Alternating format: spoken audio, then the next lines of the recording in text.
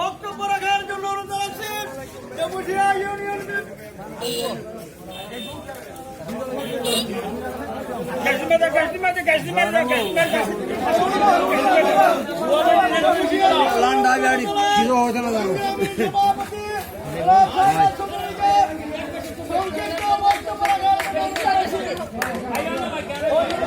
আরে মেম্বার সাহেব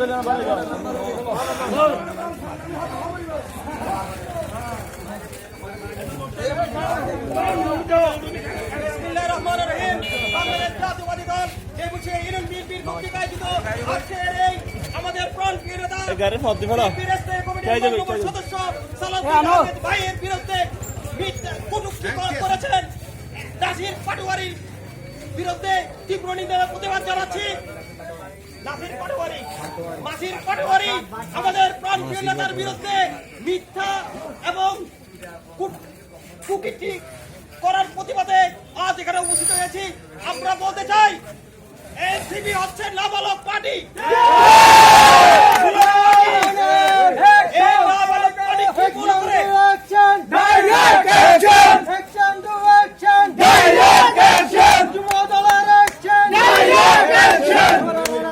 আমাদের প্রাণপ্রিয় নেতার বিরুদ্ধে যখন এই ধরনের কথা বলছিল গোটা কক্সবাজার জেলায় গোটা বাংলাদেশে মানুষ আজকে তারা মিটিং না করে পালিয়ে যেতে হয়েছে। এখন তারা আমরা কিছুক্ষণ আগে খবর পেয়েছি তারা দুলাজার অবস্থান করছে, তারা জনসভা করতে পারছে না। জনগণ এই তাদের বিরুদ্ধে আন্দোলন এবং সংগ্রাম করে যাচ্ছে। নাবালক পার্টিকে এনসিপি কে আমরা বয়কট করলাম। আসসালামু আলাইকুম। সম্মানিত উপস্থিতি, বক্তব্য রাখার জন্য অনুরোধ জানাচ্ছি বাংলাদেশ জাতীয়তাবাদী দল বিএনপি দেবুটিয়া ইউনিয়ন বিএনপির সংগ্রামী যুগ্ম সম্পাদক বড় ভাই গিয়াসউদ্দিনকে বক্তব্য রাখার জন্য অনুরোধ জানাচ্ছি। বিসমিল্লাহির রহমানির রহিম। প্রিয় দেবুটিয়াবাসী, আপনারা ইতিমধ্যেই জেনে গেছেন, আমি কালকেই বলেছিলাম আপনাদেরকে, সেই ধারাবাহিক হিসাবে আজকে কয়েকটি কথা বলে বক্তব্য শেষ করব। আজকে যে পার্টি গঠিত হয়েছে ছাত্রদের সমন্বয়কের এনসিপি, সেই পার্টি এখনো নিবন্ধন পায় নাই, তারপরে তারা দেশ বিদেশে সফর করছে। আপনাদের একটা প্রশ্ন, সারা বাংলাদেশের মানুষ একটা প্রশ্ন করতে চায়, তাদের ঢাকা থেকে কক্সবাজার গাড়ি বহরে যান, সেই টাকা তারা কোথায় পায়? সেই টাকা তারা চাঁদাবাজি করে, তারা হুমকি দিয়ে বিভিন্ন ব্যবসায়ীর কাছ থেকে আমরা বিভিন্ন গোয়েন্দা সংস্থার লোক দিয়ে জানতে পারলাম, তারা হুমকি দিয়ে সেই টাকা আদায় করে, টাকা পায়, তারা সফর করে। তারা কি জন্য সফর করছে? তারা সহ এবং দুইটি দল তাদের সাথে যোগ হয়েছে। কালকে আমি বলেছি একটি মুনাফেক আর একটি কাবেক।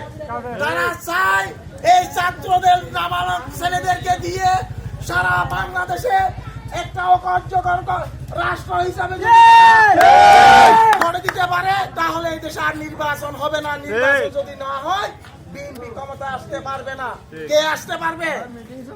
যারা কিছুদিন আগে হেলিকপ্টারে করে পালিয়ে গিয়েছিল, তাদের খালা, তাদেরকে তারা আনতে চায়। ভারতের এজেন্ডা বাস্তবায়ন করতে চায়, তারা আমেরিকার এজেন্ডা বাস্তবায়ন করতে চায়। তারা এখনো মার্কা পায় নাই। তারা কক্সবাজার এসে আমাদের নেতা, প্রাণ প্রিয় নেতা, জাতীয় নেতা, স্থায়ী কমিটির সদস্য, সাবেক যোগাযোগ মন্ত্রী, সাবেক তিনবারের এমপি, সাবেক ম্যাজিস্ট্রেট, সাবেক প্রধানমন্ত্রীর এপিএস হয়ে যিনি দেশ বিদেশে সফর করছেন, তার বিরুদ্ধে আজকে অনেক কথা বলেছেন। আমাদের নেতার জন্মর পরিচয় আছে, আপনাদের কিছু পরিচয় নাই। জন্ম যদি বলা হতো, আপনারা একজন জাতীয় নেতার বিরুদ্ধে এইভাবে কথা বলতে পারতেন না। আপনারা যে আচরণ করেছেন, বস্তির ছেলেরাও সেই রকম আচরণ করবে না। রাজনীতিক ভাষা হতে পারে না। একজন জাতীয় নেতাকে যেভাবে অসম্মান করে তার জন্মভূমিতে এসে আপনারা বক্তব্য দিয়েছেন, এই জন্য আপনাদেরকে ক্ষমা চাইতে হবে। আল্লাহর অভিশাপ করবে। আমি কালকে বক্তব্য দিয়েছিলাম, যারা বিএনপির বিরুদ্ধে ষড়যন্ত্র করছে তাদের প্রতি আল্লাহর অভিশাপ করবে। আজকে যারা সরোয়ার দিয়ে মিটিং করেছে আপনারা দেখেছেন, সেইখানে কতজন নিহত হয়েছে, মারামারি কতজন হয়েছে, বক্তব্যকালে কারা অসুস্থ হয়েছে, এইটা তাদের একটা কুলত্ব রাজনীতি। বুঝছেন? বিএনপি হলো ইসলামের দল, বিএনপি হলো এই দেশের 18 লক্ষ কোটি মানুষের মুসলমানের দল, বাংলাদেশ জাতীয়বাদী দল। আপনারা পার্টি করেন, পার্টি গঠন করছেন, আপনারা করেন, কোনো অসুবিধা নয়। সুষ্ঠু ভোট হলে জনগণ যদি আপনাদেরকে সংসদে যান, কোনো অসুবিধা নাই। আমাদের এখানে সে আমাদের কলিজায় হাত দেবেন। আপনারা মনে করছেন কক্সবাজারের মানুষ, বাংলাদেশের মানুষ, বিএনপির মানুষ, এই দেশের 18 কোটি মুসলমান মরে গেছে? মরে নাই। আপনারা যে আচরণ করছেন জাতির কাছে ক্ষমা চান। আমি